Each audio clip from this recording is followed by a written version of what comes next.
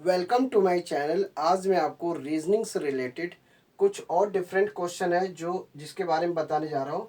Question जो दिया हुआ है, सिलेक्ट द रिलेटेड वर्ड, जिसमें आपको वर्ड वर्ड से संबंधित या लेटर से संबंधित या नंबर से रिलेटेड कुछ the from the given alternative से आपको कुछ ऑब्जेक्टिव में से कोई एक ऑप्शन आपका सही है, और क्वेश्चन में आपको उससे एक दूसरे से रिलेट करके आपको नया दूसरा जो रिलेट वर्ड होगा वो उस ऑप्शन में जो ऑप्शन दिया होगा उसमें से आपको छांटना है। तो एक दूसरे को वर्ड को रिलेट करना है, और रिलेट के बाद उसमें से जो जुड़ा होगा दूसरे वाले वर्ड से जो रिलेट करेगा बिल्कुल वही ऑप्शन में आपको चुनना है। अब यहाँ पे देखिए, ये पहले क्वेश्चन में दिया मैकेनिक का संबंध स्पैनर से है। स्पैनर एक तरीके का टूल्स होता है जिसकी मदद से वो मैकेनिक जो होता है गाड़ियों खोल के उसको बनाता है। तो मैकेनिक के पास स्पैनर होता है, कारपेंटर के पास क्या होगा, उसके पास ऐसा क्या टूल्स होगा जिसकी वजह से वो फर्नीचर का काम कर सकता है। देखिए, कारपेंटर के पास ट्री नहीं होगा, ना ही वुड होगा, उसके पास मेन टूल्स क्या होगा। यहाँ पे देखिए, जैसे मैकेनिक के पास स्पैनर है, स्पैनर एक मतलब एक टूल्स है, हथियार है। तो यहाँ पे ये ट्री, वुड, फर्नीचर, ये तीनों जो है ये पेड़ से संबंधित है। और यहाँ पे देखिए डी ऑप्शन में एक सा दिया, SAW। सा मतलब क्या होता है, आरी होता है, इसलिए आपका डी वाला ऑप्शन सही है, क्योंकि कारपेंटर के पास हमेशा आरी जरूर होता है, यानी कि उसके पास टूल्स जो हुआ वो सा हुआ। अब यहाँ पे देखिए, फिश, और फिश का संबंध है गिल्स से। मछली जो है गिल्स की मदद से सांस लेती है, यानी कि अपने उसमें गिल्स में भर के पानी भर के उसके अंदर से पानी के थ्रू सांस लेती है। अब आदमी जो है, मैन मैन का जो संबंध है वो कहाँ से सांस लेता है, उसका उसका पहला स्टेप सांस लेने की क्रिया कहाँ से शुरू होती है। तो ईयर्स है, आईज है, लंग्स है, नोज है। तो देखिए, इसका जो आदमी जो है नोज के माध्यम से सांस लेता है, क्योंकि वो नाक के माध्यम से ही वो सांस अंदर ले सकता है। ठीक है, इसलिए फिश का संबंध अगर गिल से है, उसी तरीके से मैन का संबंध नोज से होगा। ये चीज आपको ध्यान रखना है। अब यहाँ पे तीसरा क्वेश्चन दिया हुआ है ग्रेन। अब ग्रेन का, जैसे अनाज है, जैसे हम लोग अनाज को वेयर हाउस में रखते हैं, यानी कि स्टोर रूम में रखते हैं, यानी कि घर में ही रखते हैं, उसी तरह से वाटर होता है। वाटर को हम कहाँ स्टोर कर सकते हैं। देखिए, ड्रिंक है, डैम है, कैनाल है और रिवर है। वाटर को ज़्यादातर स्टोर किया जाता है डैम के माध्यम से, यानी कि वाटर को कंट्रोल कर सकते हैं डैम के थ्रू। ठीक है, ये इसका बी वाला ऑप्शन होगा, क्योंकि ग्रेन मतलब क्या, ग्रेन को हम स्टोर कर सकते हैं वेयर हाउस, यानी कि इसको हम अनाज को एक किसी बड़े से डब्बे में या किसी बड़े से टंकी में हम इसको रखते हैं। उसी तरह से ज़्यादा वाटर को अगर हमें स्टोर करना होता है तो हमें एक डैम बनवाना होता है, तो डैम के थ्रू ही इसको हम कंट्रोल करते हैं।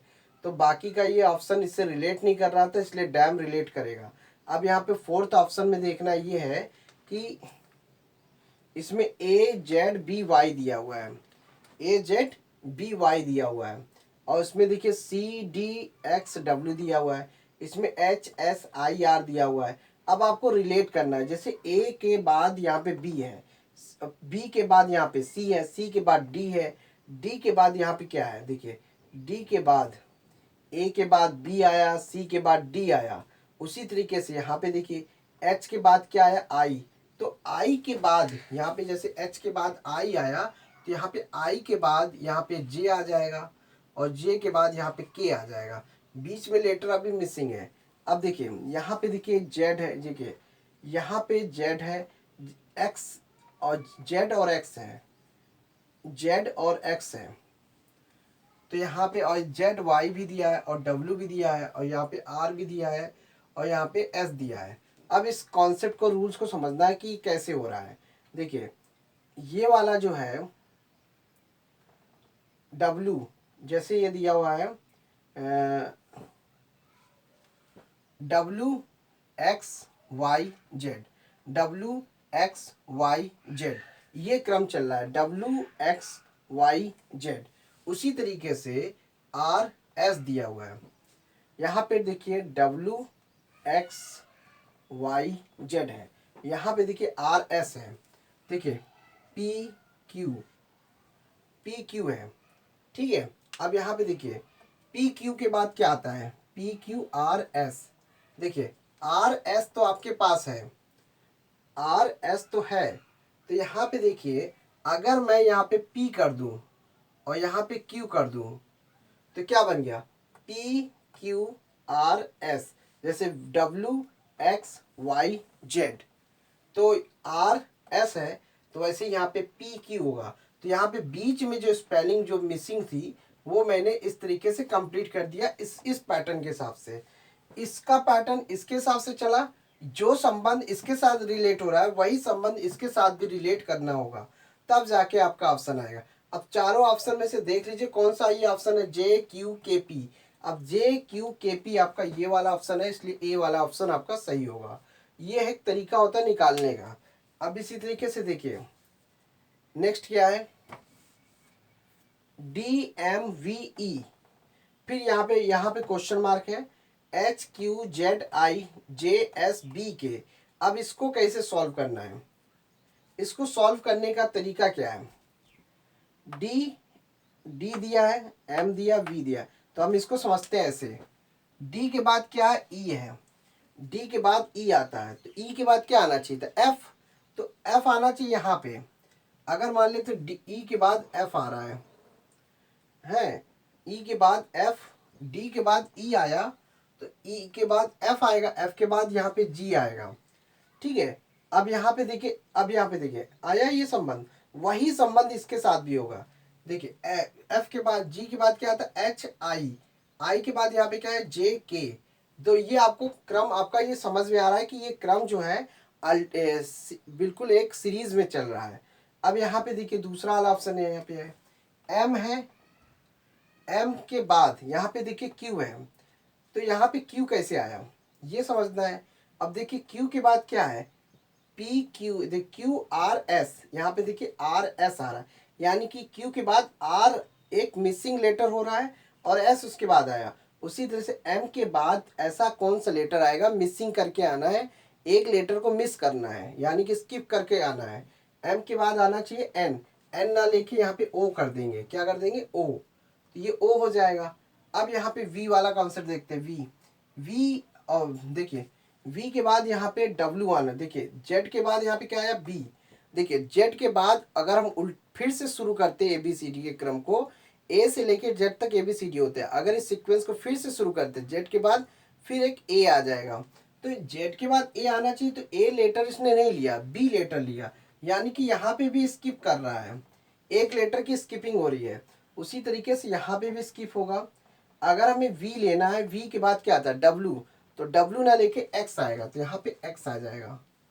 तो वी के बाद आना चाहिए W, you V W x, तो एक लेटर की मिसिंग करना है। यहाँ पे आ गया देखिए एफ ओ जी एक्स, देखो तो एफ नहीं है इसमें, पहले में एफ ओ एक्स जी है, एफ ओ एक्स जी है,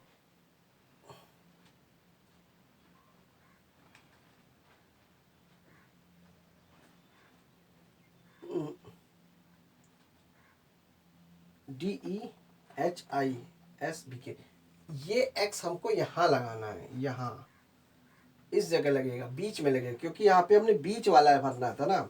डी और ई, एच डी, डी और ई, फिर एफ, ई के बाद आएगा एफ और फिर जी, एफ और जी आया, तो यानी कि बीच का लेटर हमें भरना है, बीच का लेटर भरना है। इसलिए अब देखिए एम के बाद एक लेटर की मिसिंग हो रही है, वी के बाद भी एक लेटर की मिसिंग हो रही है, तो एम के बाद क्या आना चाहिए, एन आना चाहिए, एन नहीं लिया, ओ आएगा। वी के बाद डब्ल्यू आना चाहिए, डब्ल्यू नहीं लेना है, आपको एक्स लेना है, वी डब्ल्यू एक्स। यहाँ पे भी देखिए वही चीज है। अब ओ के बाद क्या आना चाहिए था, पी, पी नहीं लिया, क्यू लिया, क्यू के बाद यहाँ पे क्या है, आर आना चाहिए, आर नहीं लिया, एस लिया। उसी तरह से जेड के बाद क्या आना चाहिए, ए नहीं लिया, बी लिया, तो यही हो गया एफ ओ एक्स जी। तो यहाँ पे देखिए कौन सा लेटर आपका है, एफ ओ एक्स जी, इसलिए आपका बी वाला ऑप्शन सही होगा। ये है तरीका, पैटर्न, यानी कि एक दूसरे को रिलेट करना, उसी तरीके से आपका ऑप्शन में आंसर मिलेगा। तो thanks for watching my video, धन्यवाद।